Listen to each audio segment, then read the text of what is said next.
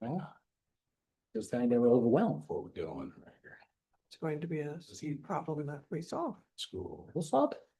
I don't We think get done. should say anything. Live. Okay. How are you? Good job. All right, welcome everybody to the Carmel Clay Public Library Board of Trustees meeting, December 22nd, 2025, our last meeting of the year. I called this meeting to order. Before we approve the agenda, we need to make a motion to amend it. We're gonna add one action item under renovation update, which is the West Branch hours and closure in February to complete the renovation. We're gonna discuss that and have an action item on that. Beth, Move to amend.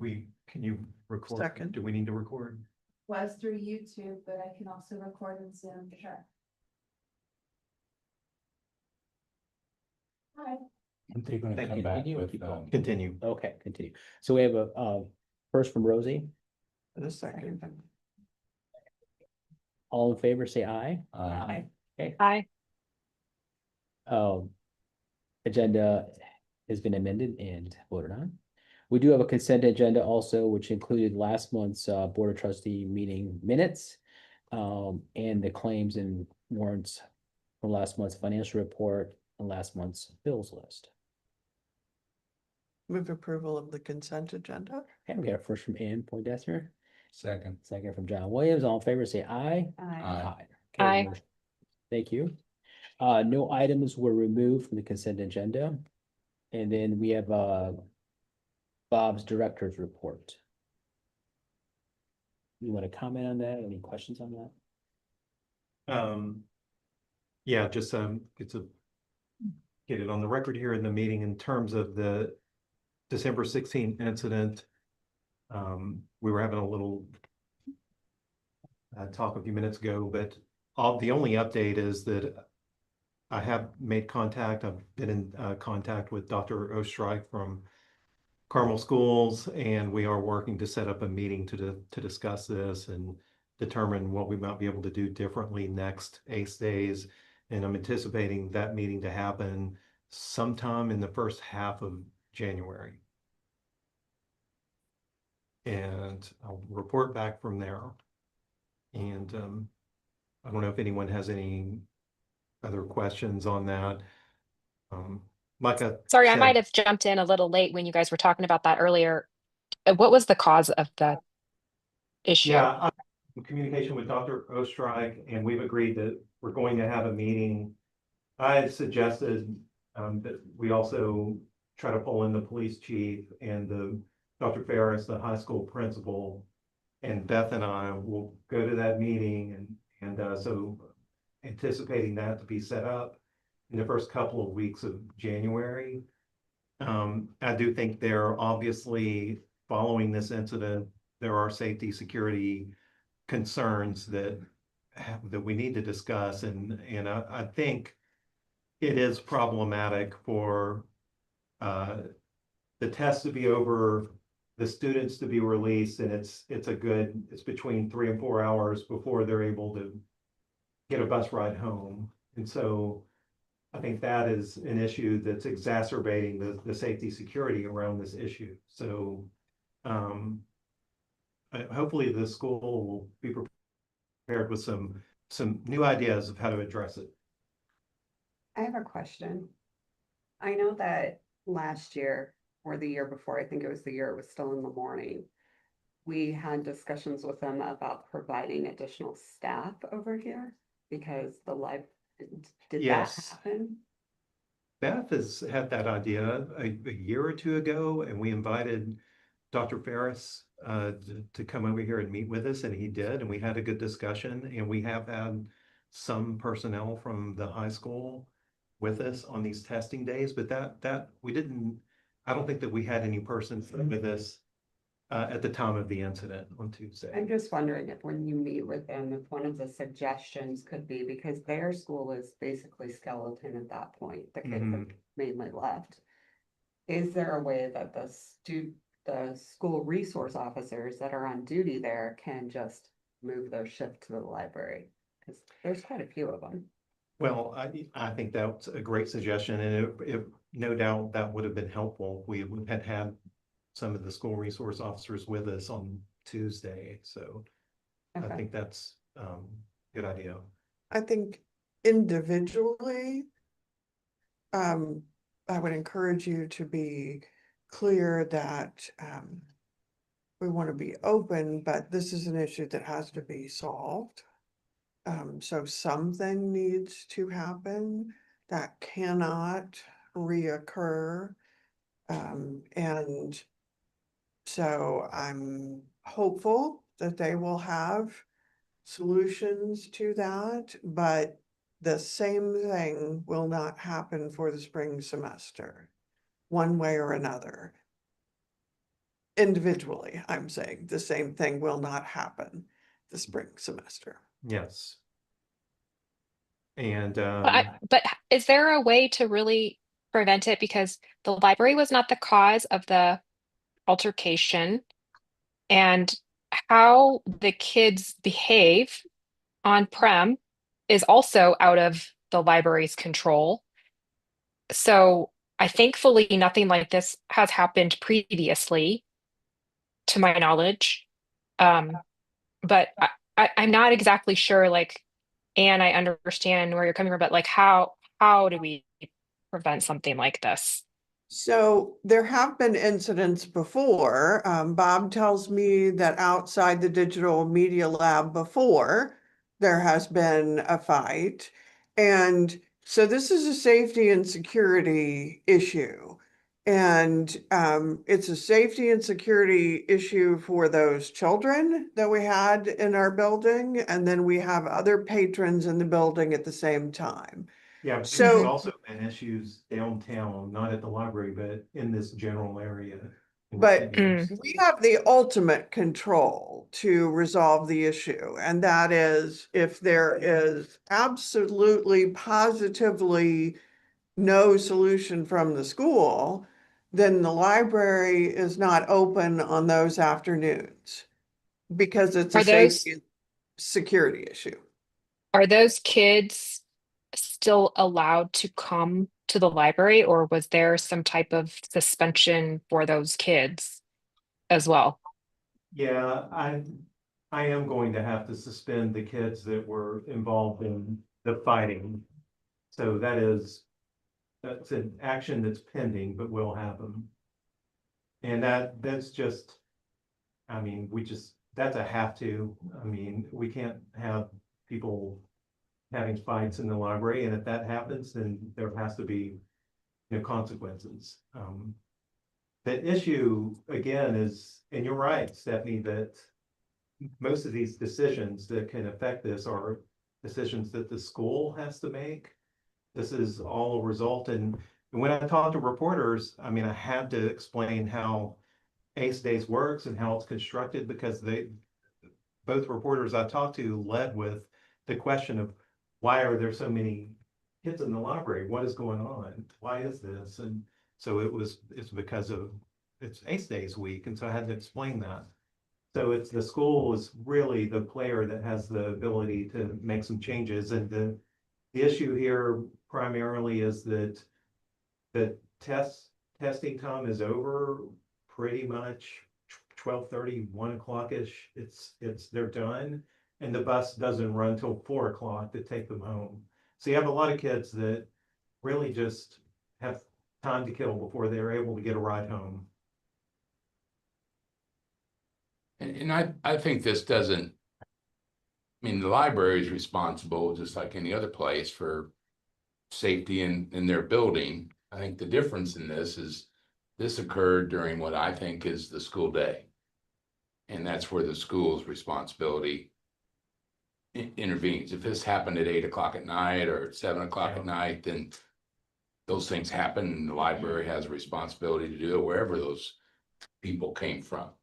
But this is a school day I mean, issue, in my isn't the opinion. school day generally over when the buses take them home? That'd be my understanding. When they pick them up, it starts, and when they drop them off, it's over. There's even laws concerning that. The schools, what is it? Where they have the kind of the responsibility of as a parent, Yeah. because during that time. So I'm very optimistic the school understands their responsibility and they're willing to sit down and I think that there are some solutions that can make it better, and so that's what I think we should go forward with and plan on it being resolved between you guys and the school. Yeah, I certainly hope so, but if it's not, we'll deal with Right. it. You know, I think there's a distinction here that this incident that we had, it's in this window where we had all these kids waiting on the bus and like you point out, schools, pretty much the school day, they're busing them in and then they bus them home at the end of the day. Within that window, they have some responsibility. There's a difference between that. If we had on a normal school day and the buses run and the kids that want to come here, they come here and say we have a fight somewhere, Completely different. that's our problem. That's not the school's responsibility. But this is happening in a window where the kids are here because I mean, the school's the custodian of why they're here until they get home. So it is different than, And I'm confident that they're aware of that and they have as much interest in solving this as we do. yeah. Yeah. So more to report. We'll have this discussion going until we feel like we've come to a resolution that we're happy with. Well, thank you, Bob, for that. Any other questions on the incident? From just the police side of it, are we gonna discuss that here or no? Is it just whatever's in what our responsibility is to the law enforcement piece of the incident? Address that. Well, I mean, we've cooperated completely with the police, followed our policy there. You know, as far as our camera footage, we've spent a lot of time collecting it, checking all the cameras, preparing it. I have it prepared. Today I received a subpoena, so I'll be getting that over to them. I have plenty of time. They gave us till January 16, but I'll get it to them this week. Great. Thank you, Bob. Yep. Sure we'll have more to come before the next finals. Any other thing on your report? I thought the Carmel Library history part was really cool. Oh, yeah. I have I'm speaking to the Rotary Club on January 9. I thought I would go through some of the history of the library. Thank you. Move to accept the director's report. Okay. We had our first from Ann Poindexter, second from Casey Wilson. All in favor, say aye. Aye. Any staff reports today? Well, sort of. I created a video in the digital media lab focusing on the youth services manager, Mandy Lehman. So she talks about herself, her career, and then it segues into when she started here and going through the Merchant Square and then youth services in this iteration of the library. It's 6 minutes. I was going to show that as a staff report, but we have guests and we have other things, so I could hold on to that and do that next time if you prefer, but Next time? Sure. Okay. Put that on the back burner. Okay. Teen council reports. No teens here today. Let's go to the renovation update. I think Phil's here. I see him on the Zoom and yeah, we have some Bill action here, and I do have, bear with me, let me share my screen. I did a little presentation to guide us through this. Immediately messed up.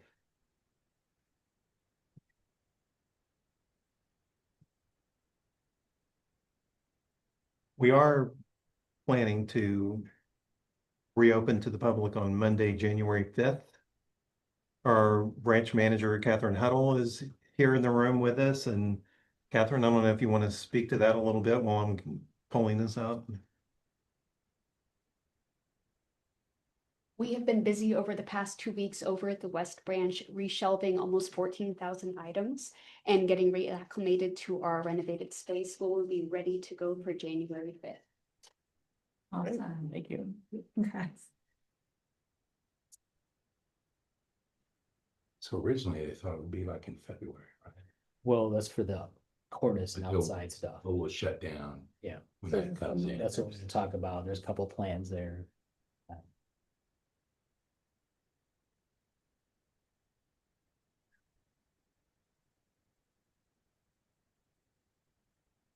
Okay, so this is a list of some of the major components of the project that has been completed. So there, a lot of this was, I was happy that we were able to get the fire alarm panel situated, which the panel that we had worked, but this is gonna be so much better that it mirrors what we have here in Maine. And so, that is easy for us to deal with. The service desk is installed. There's a few issues with it, but we're working through that and we'll get that all figured out, but it's working, it's fine. I think will be a far better workspace than what you had before. That desk was a real weak point for the staff. You were trying to do so much with really not much space to work with, so. But yeah, a lot of this is done, which gave us the confidence that we will be ready for a January 5 reopening. However, there are some there's pending work, and so there are pending materials that we're still waiting for and installation. And all of this happened due to an unforeseen condition, which was we had the building plans, which were really, it was Broccoli Bills at the time. That's what the building originally was. We had those plans, made our alterations around that, but when they started doing the work, it didn't match the plans. And so we discussed this a little bit last month, but the cornice was the wrong size and it was being manufactured. We had to contact them and tell them to stop, and they had to restart again, redo it. And everything else, the steel, the screen wall, it all was affected by that. And so we had to stop, go back to scratch. And so that's caused a delay, and some of this work has to happen in a certain sequence. And so this will be what's left, what's unfinished after we open. And we're expecting a lot of this to arrive early February. And so I'm recommending a closure to finish up this work in late February. And okay, so I'm putting this as in two options because we are going to have to close to complete this. And so one option is to close for the duration of 1 week and then reopen under abbreviated hours, probably for a couple of weeks. Opening at noon instead of 10 a.m. as we usually do, to give the work crew time to be in there, work in the morning, pack up and be out of the way before we open at noon.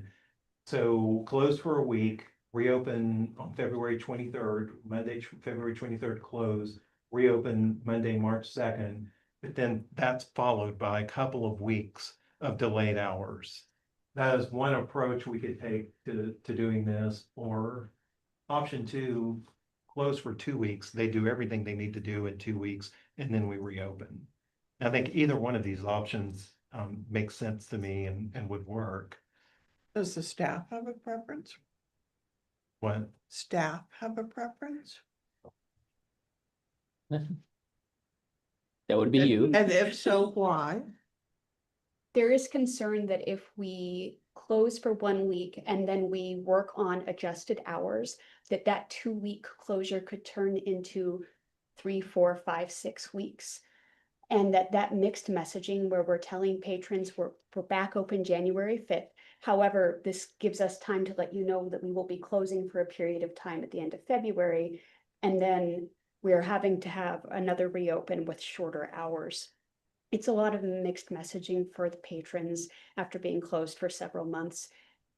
Getting that work done over the 2 week period gives us a much better position to be able to avoid having to work off of those adjusted hours.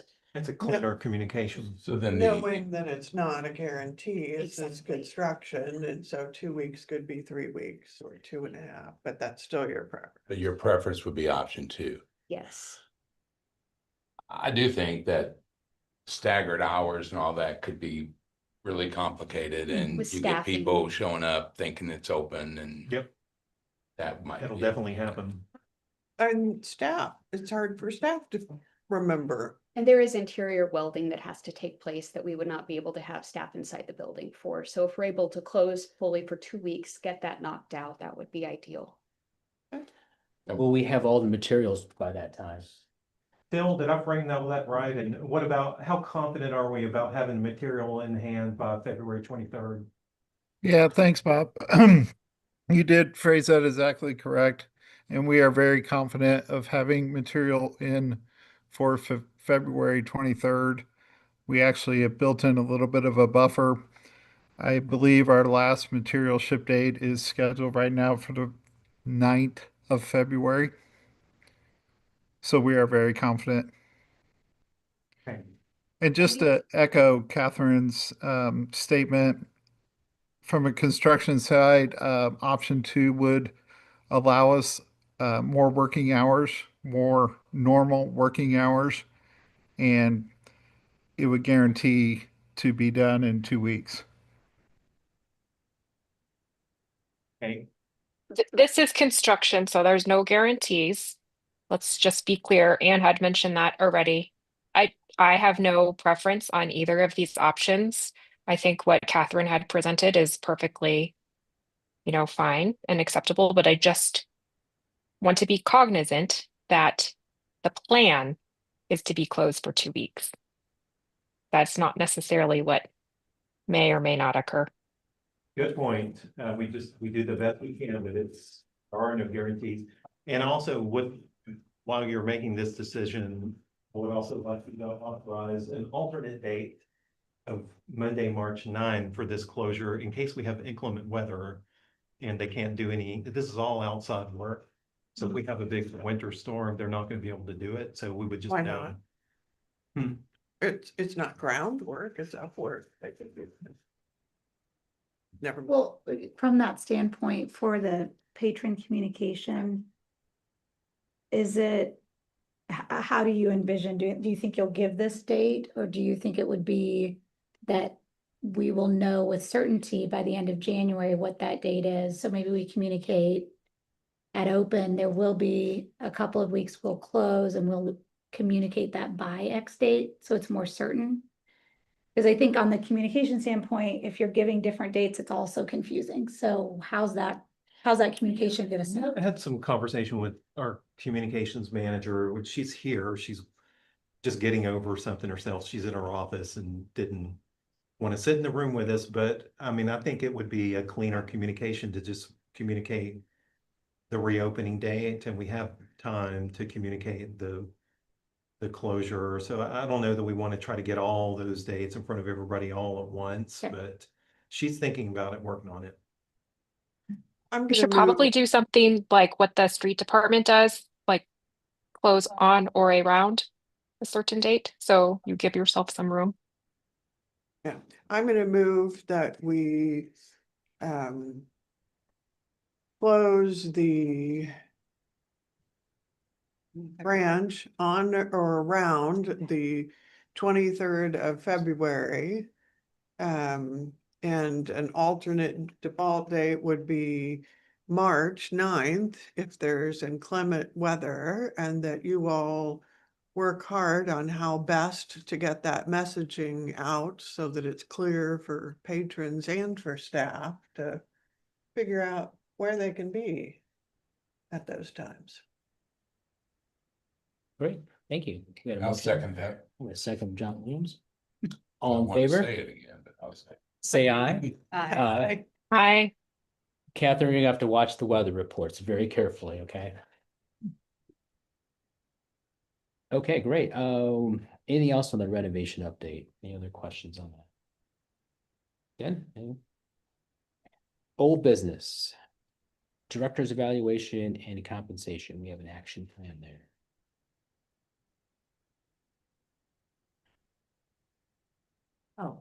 I did want to mention, we had a resolution for all of our staff. For the recommended increase of 4%, the greater of 4% or a dollar. And we wanted to recommend that we include Bob in that 4% increase to be the same as the rest of the staff.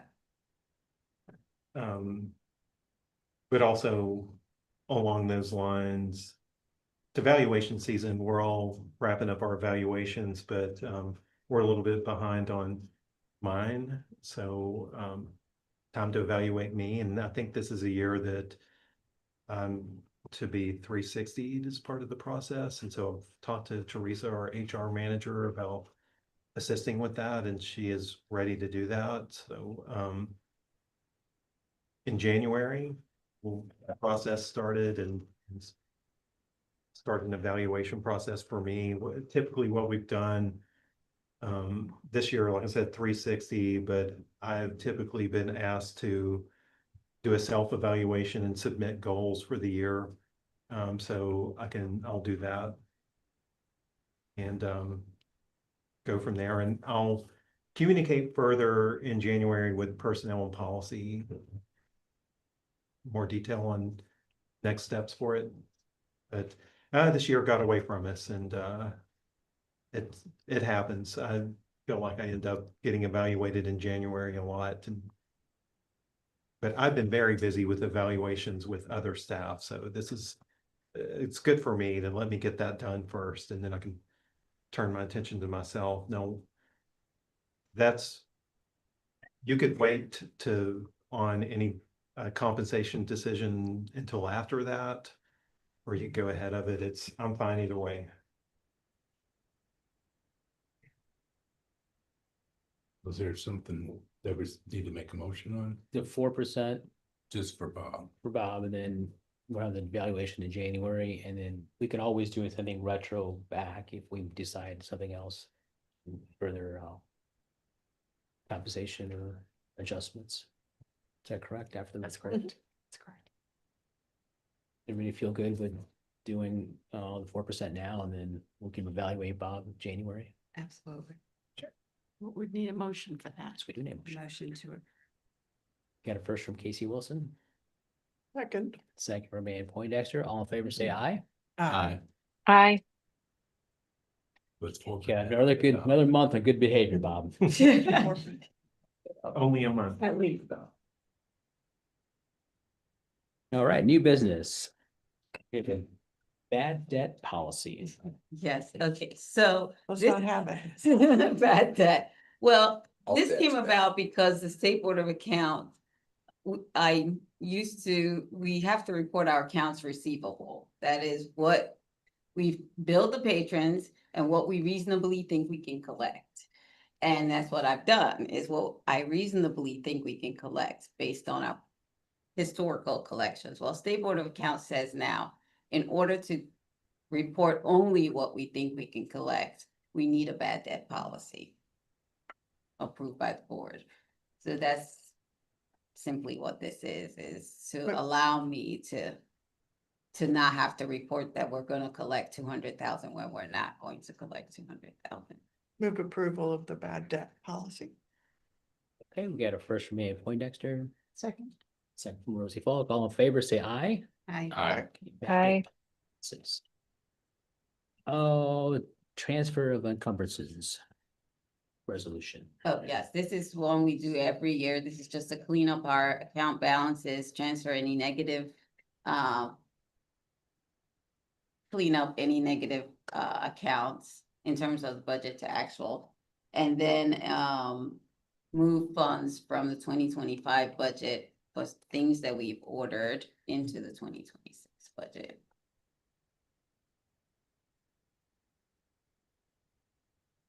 Motion to approve this resolution. I motion to. Okay, got first from Casey Wilson, Second. second from John Williams. All in favor? Aye. That passes. Oh, any other new business? Okay, we are adjourned, 6 o'clock. Beth, thank you for the goodies. Thank you.